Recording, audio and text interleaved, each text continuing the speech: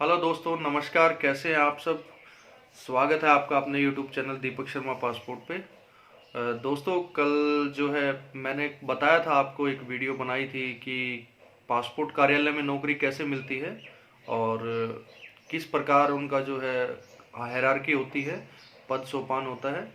दोस्तों, मैं आज थोड़ा सा डिटेल में इसमें बात करता हूँ। दोस्तों, आज हम बात करेंगे कि सैलरी से रिलेटेड बात, कि किसी भी डिपार्टमेंट में या किसी भी ग्रेड पे क्या होते हैं, कितनी सैलरी मिलती है, किस पोस्ट पे कितनी सैलरी मिलती है। दोस्तों, मैं आपको आज बेसिक सा आइडिया दे दूंगा। बाकी सब जो स्टूडेंट है वो अपने तैयारी करने वाले हैं और उनको पता लग ही जाएगा, आइडिया लग ही जाएगा, परसेंटेज निकाल सकते हैं आप उस हिसाब से। दोस्तों, और मैं एक बात जरूर कहना चाहूँगा कि पासपोर्ट से संबंधित कोई भी इशू है किसी भी प्रकार का, तो आप या किसी विशेष टॉपिक पे पासपोर्ट वीज़ा से संबंधित आप बनवाना चाहते हैं वीडियो, कुछ पूछना चाहते हैं, तो आप कमेंट बॉक्स में ज़रूर लिख सकते हैं। और जो भी मेंस प्रॉब्लम थी उन पे मैं बना चुका हूँ, उसको आप मेरे चैनल पे जाके देख सकते हैं। और उस पसंद आए तो उसे लाइक और शेयर ज़रूर करिएगा। और दोस्तों, चैनल को सब्सक्राइब करना बिल्कुल ना भूलिएगा। तो दोस्तों, चलिए आज बात करते हैं। आज हम बात करेंगे दोस्तों एमटीएस से लेके। एमटीएस का पद जो एक तरीके से फोर्थ क्लास होता है दोस्तों, अभी फोर्थ क्लास नहीं, अभी तो उसको सी ग्रेड में ही कर दिया गया है। उसका जो दोस्तों मैं बता देता हूँ, पहले जो है ग्रेड पे सिस्टम होता था। सेवन्थ पे कमीशन से पहले 2016 में जो सेवन्थ पे कमीशन आया था, उससे पहले ग्रेड पे सिस्टम होता था। ग्रेड पे से मतलब दोस्तों क्या है कि एमटीएस जो पोस्ट होती है उसका 1800 ग्रेड पे होता था, और जो लोअर डिवीजन क्लर्क है उसका 1900 ग्रेड पे होता था दोस्तों, एलडीसी। और कहीं कहीं उसका 2400 भी ग्रेड पे होता है किसी किसी डिपार्टमेंट में एलडीसी का दोस्तों। या जैसे पोस्टल डिपार्टमेंट है, पोस्ट ऑफिस में पोस्टल असिस्टेंट जो लगते हैं, उनका 2400 ग्रेड पे होता है दोस्तों। और जो सीजीएल के थ्रू लगते हैं दोस्तों, उनका 2800 से लेके 4200, 4600, 4800 तक ग्रेड पे होता है दोस्तों।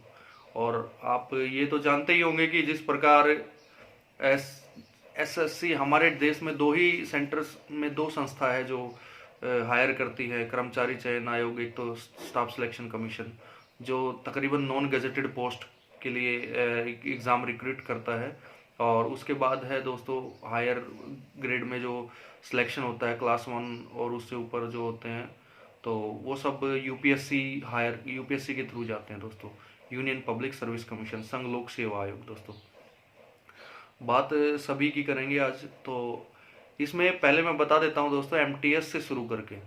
एमटीएस बेसिकली होता क्या है मैं आपको बता दूं, कि जितने भी डिपार्टमेंट है सेंट्रल गवर्नमेंट में, वो अपने जो है रिक्रूटमेंट सीधे ना करके, कुछ एक डिपार्टमेंटों को छोड़कर सीधे ना करके, कर्मचारी आयोग, चयन आयोग को अपना जो है लिस्ट भेजते हैं कि हमें हमारे डिपार्टमेंट में इतने लोगों की जरूरत है इस पद के लिए, हमारे डिपार्टमेंट में। तो कुल मिला के जितने भी पद होते हैं हर साल, जितने भी पद एसएससी के पास आते हैं अलग अलग विभागों से, अलग अलग मंत्रालयों से, तो एसएससी जो है एक नोटिफिकेशन जारी करती है कि इतने पद के लिए जो है आवश्यकता है लोगों की, इस पोस्ट के लिए इतने, इस पोस्ट के लिए इतने। और उस हिसाब से एग्ज़ाम रिक्रूट करके, एग्ज़ाम को कंडक्ट करके, और जिनका भी सिलेक्शन होता है, जो भी क्राइटेरिया होता है, pre exam, mains exam, typing या कंप्यूटर का कुछ टेस्ट होता है, जो भी होता है उनका फॉर्मेट, उस हिसाब से वो रिक्रूट करके और रैंक के हिसाब से अलग अलग एलोकेट कर देती है डिपार्टमेंट को। जो अच्छा मंत्रालय है या कोई हायर ग्रेड में है, तो उसको फर्स्ट रैंक वाले, सेकंड रैंक वाले, जो टॉप रैंक वाले हैं, उनको वो अलॉट कर दिया जाता है। कुछ एक रिजर्वेशन कैटेगरी का भी ध्यान रखा जाता है इसमें, तो उनको एलोकेट कर दिया जाता है, और उसी हिसाब से दोस्तों ग्रेड पे भी मिलता है। आप दोस्तों, मैं आपको बता देता हूँ, पासपोर्ट ऑफिस की जहाँ तक मैं बात करूँ, पासपोर्ट ऑफिस के अंदर अगर कोई एलडीसी आता है, लोअर डिवीजन क्लर्क जो बोलते हैं, अवर श्रेणी लिपिक, जो निम्न श्रेणी लिपिक जो होता है, उसका 1900 ग्रेड पे होता है दोस्तों। 1900 ग्रेड पे से ये जो खत्म कर दिया गया हालांकि, और तो मैं मोटा मोटा बता दूं, उसकी 19,900 रुपये बेसिक पे होगी दोस्तों। 19,900 रुपये बेसिक पे से। यहाँ बेसिक पे जरूरी समझना है दोस्तों।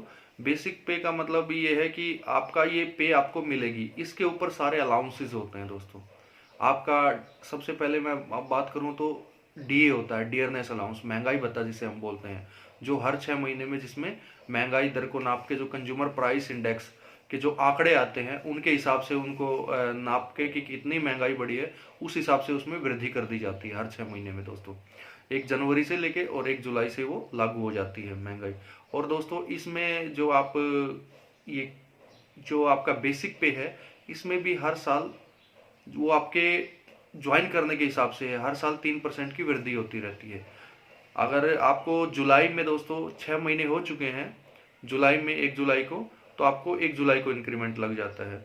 अदरवाइज आपका 1 जनवरी में भी लगता है दोस्तों। 7th पे कमीशन के बाद ये सुविधा कर दी गई है कि 1 जनवरी को भी लग सकता है आपको, 1 जुलाई को। पहले 1 जुलाई को ही लगता था दोस्तों, जुलाई में ही इंक्रीमेंट लगता था। अब दोनों ऑप्शन दे दिए गए हैं। जिस हिसाब से आपकी ज्वाइनिंग होगी, जो जिसमें 6 महीने पहले पूरे हो रहे होंगे जनवरी में, तो जनवरी में लग जाएगा, नहीं तो जुलाई में लगेगा दोस्तों। और सैलरी की मैं बात कर रहा था कि 19,900 रुपये बेसिक पे है आपकी। उस पे अभी जो करंट जो डियरनेस अलाउंस, जो महंगाई भत्ता जो चल रहा है दोस्तों, वो 31% चल रहा है, 31%। ये 31% दोस्तों बेसिक पे का ही होगा, ये ध्यान रखिएगा। आप अपने आप से परसेंटेज निकाल सकते हैं। 31% हो गया दोस्तों। और उसके बाद होता है दोस्तों house rent allowance. House rent allowance कितना होता है दोस्तों? पहले 7th पे कमीशन से पहले 10, 20, 30% था। 10, 20, 30 से मेरा मतलब है XYZ सिटीज, जो शहर X सिटी में आते हैं, जैसे दिल्ली, मुंबई, चेन्नई, कोलकाता, बेंगलुरु, अहमदाबाद। इसमें जो है हायर, जो ये X सिटी में आते हैं दोस्तों, ये पॉपुलेशन के हिसाब से होता है। XYZ सिटी की जो कैटेगरी जो दी जाती है शहर को, वो पॉपुलेशन के हिसाब से होती है। मेट्रो सिटी जो होती हैं उनको X उसमें गिना जाता है। तो उसमें हायर आपको हाउस रेंट अलाउंस मिलता है बेसिक पे का। अभी जो हायर हाउस रेंट अलाउंस मिल रहा है दोस्तों, वो 27% है, 27% दोस्तों। और जो वाई सिटी होगी, जिसमें जो उससे कम पॉपुलेशन वाली जो एक क्राइटेरिया होता है, वो आप सर्च भी कर सकते हैं, उसमें आपको 18% होगा दोस्तों। और जो जेड सिटी होती है, जो जिसमें बहुत कम पॉपुलेशन होती है, जो सबसे लास्ट में आती है, उसमें आपका 9% हाउस रेंट अलाउंस मिलेगा दोस्तों। ये सब बेसिक पे की मैं बात कर रहा हूँ। जहाँ हम एक निमन सरेंड लिपिक की बात करेंगे, जिसका मैंने बताया था कि 19,900 रुपये बेसिक पे होती है दोस्तों, ठीक है। उसका ही 31% महंगाई भत्ता, 9, 18, 27, जिस शहर में जिसकी पोस्टिंग होगी उसके हिसाब से ये हाउस रेंट अलाउंस दोस्तों। और दोस्तों अब मैं बात करता हूँ, इसमें ट्रांसपोर्ट अलाउंस भी मिलता है दोस्तों।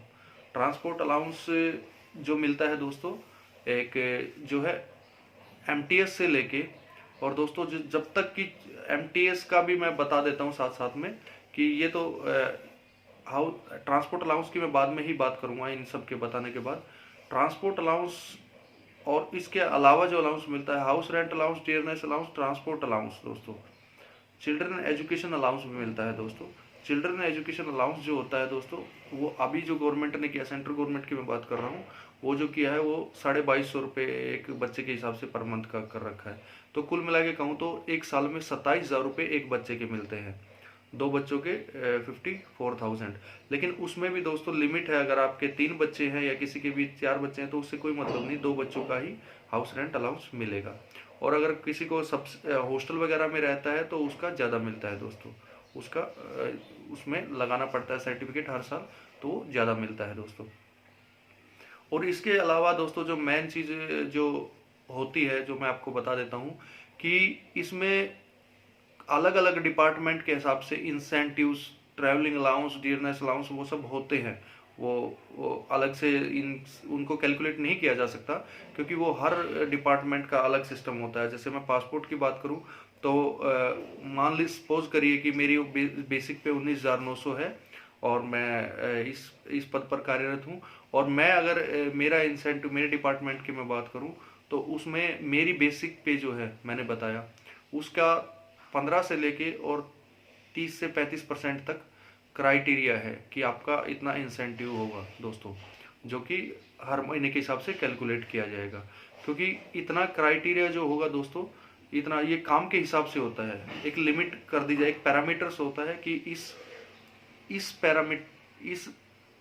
इतना काम करने पे 15%, उससे इतना परसेंट काम करने पे 25%, इतना काम करने पे 30%, इस हिसाब से वो एडजस्ट होता है, इस हिसाब से वो कैलकुलेट किया जाता है दोस्तों, और वो तब मिलता है दोस्तों। एमटीएस की मैं बात कर रहा था दोस्तों, तो एमटीएस का मैं जो बेसिक पे बता रहा था वो आपका 18,000 रुपये बेसिक पे होता है दोस्तों। 18,000 रुपये बेसिक पे होता है। तो वैसे तो ग्रेड पे के हिसाब से बात करूँ तो 1800 होता है दोस्तों, और एलडीसी का 1900 होता है। केवल 100 रुपये का ग्रेड पे का अंतर है, लेकिन बेसिक पे में अंतर आ जाता है दोस्तों।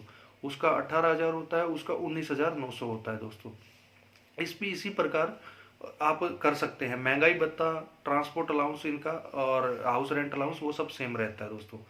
और यहाँ थोड़ा सा ऊपर बात करूँ 2000 ग्रेड पे जिसका होता है सिलेक्शन के टाइम, तो दोस्तों 2000 ग्रेड पे जिसमें होगा या उसका या जिसका बेसिक पे, उसका बेसिक पे होगा 20,500 रुपये।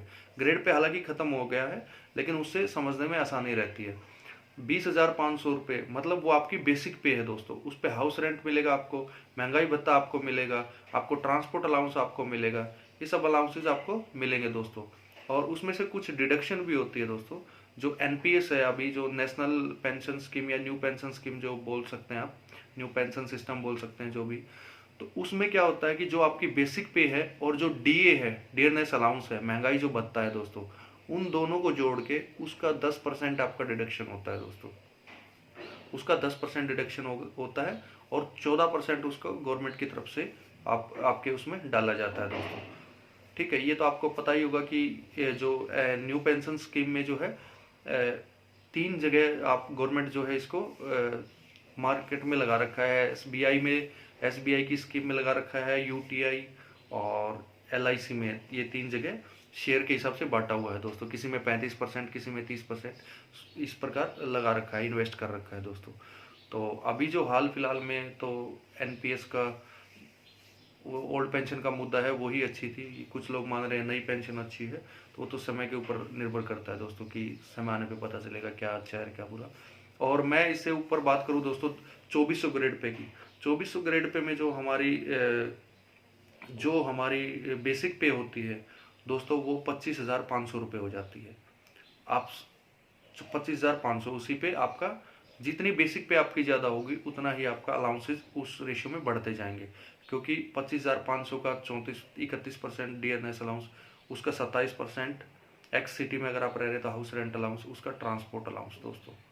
ट्रांसपोर्ट अलाउंस के बारे में जो मैं बात कर रहा था उसमें बता देता हूँ कि ट्रांसपोर्ट अलाउंस दोस्तों, अगर आपकी बेसिक पे जब 24,500 है, 25,500 2400 ग्रेड पे में होता है, जब आपकी बेसिक पे 24,500 पहुंच जाती है, उससे लेके और एक under secretary, deputy secretary rank तक ट्रांसपोर्ट अलाउंस दोस्तों सेम रहता है। एक्स वाई जेड के सिटी के हिसाब से होता है ट्रांसपोर्ट अलाउंस भी कम ज़्यादा। लेकिन अगर आप एक यूडीसी या जिसका ग्रेड पे 25,500 या जिसकी बेसिक पे 24,500 हो चुकी है, उससे लेके और आप क्लास 1 ऑफिसर तक जाते हैं, तो आपका ट्रांसपोर्ट अलाउंस दोस्तों कोई अंतर नहीं होता। इसमें ट्रांसपोर्ट अलाउंस सेम रहता है, उसमें किसी प्रकार का कोई अंतर नहीं होता। अब बात करते हैं दोस्तों 4200 ग्रेड पे, जिसमें लगभग 35,400 के आसपास बेसिक होता है। अब तो उसी रेशो में सैलरी बढ़ जाती है दोस्तों। 4600 में 44,900 रुपये बेसिक पे होता है। तो ये सैलरी की बात थी दोस्तों। हाउस रेंट, ट्रांसपोर्ट अलाउंस, ये सब सेम रहता है इसमें। चिल्ड्रन एजुकेशन अलाउंस उस हिसाब से रेशो में बढ़ जाता है, क्योंकि आपकी बेसिक पे बहुत ज़्यादा हो जाती है। और जहाँ तक हम बात करते हैं यूपीएससी की, तो दोस्तों यूपीएससी में जो क्लास 1 आते हैं ग्रेड 1 का, तो उनका तो आपको पता ही है कि 5400 ग्रेड पे होता है, उसमें 56,000 समथिंग बेसिक पे बनती है। उस हिसाब से रेशियो में उनकी सैलरी बनती है दोस्तों, लगभग 1 लाख के करीब स्टार्टिंग जो होती है से टोटल उसकी सैलरी की दोस्तों। तो उसमें डिडक्शन अलग से होगा, और ये सब मैंने बताया दोस्तों। तो मैं बात कर देता हूँ ऐसे हायरार्की की, मैं टोटल बता देता हूँ आपको मैं एक बार, कि हमारे जो डिपार्टमेंट को मैं फिर रिवाइज कर देता हूँ कि एक एमटीएस का काम क्या होता है दोस्तों। फाइल वाइल इधर करना, कुछ एक काम करवाना, पर्टिकुलरली कोई काम नहीं होता दोस्तों। लेकिन फाइल इधर से उधर देना, ये सब काम करना, जो ऑफिस असिस्टेंट एक तरीके से कह सकते हैं, कि किसी की काम में हेल्प कर देना, बस वो सब चीज़ें रहते हैं। ज़्यादा रिस्पॉन्सिबिलिटी का काम नहीं रहता। और दूसरा जो होता है एलडीसी, यूडीसी में, और असिस्टेंट सुपरिटेंडेंट जिसको अब कर दिया गया है, और सुपरिटेंडेंट, सीनियर सुपरिटेंडेंट, उसके बाद assistant passport officer, deputy passport officer और रीजनल पासपोर्ट ऑफिसर। ये मेरे डिपार्टमेंट की हायरार्की है। और मैं वैसे जनरली बात करूँ थोड़ा सा ऊपर यूपीएससी के थ्रू जो जैसे आते हैं, तो उसमें मैं बात करूँगा यहाँ दोस्तों अंडर सेक्रेटरी से लेके, पहले सबसे पहले अंडर सेक्रेटरी, उसके बाद डिप्टी सेक्रेटरी दोस्तों, उसके बाद जो होता है डायरेक्टर होता है, किसी किसी में ज्वाइंट डायरेक्टर वगैरह भी बना देते हैं, लेकिन मेनली मैं बात कर रहा हूँ जो बेसिक होता है, अंडर सेक्रेटरी, डिप्टी सेक्रेटरी, उसके बाद डायरेक्टर, उसके बाद ज्वाइंट सेक्रेटरी, उसके बाद एडिशनल सेक्रेटरी, उसके बाद सेक्रेटरी। और आपको पता ही है कि सबसे ऊपर जो होता है वो कैबिनेट सेक्रेटरी होता है दोस्तों, जो सब लोग नहीं बनते, किसी किसी की जो किस्मत, जो अच्छे टाइम पे कम एज में और अच्छे ऑफिसर साबित होते हैं, यूपीएससी के थ्रू जाते हैं, उनको वहाँ तक वो पहुँच जाते हैं जिनकी गवर्नमेंट के साथ ट्यूनिंग अच्छी रहती है दोस्तों। तो ये था सब सैलरी के बारे में डिटेल, और किसको कितनी मिलती है उससे आप अंदाज़ा लगा ही सकते हैं दोस्तों। मेरी अगर वीडियो पसंद आई हो तो लाइक ज़रूर करिएगा और चैनल को सब्सक्राइब करना बिल्कुल ना भूलिएगा। नमस्कार दोस्तों।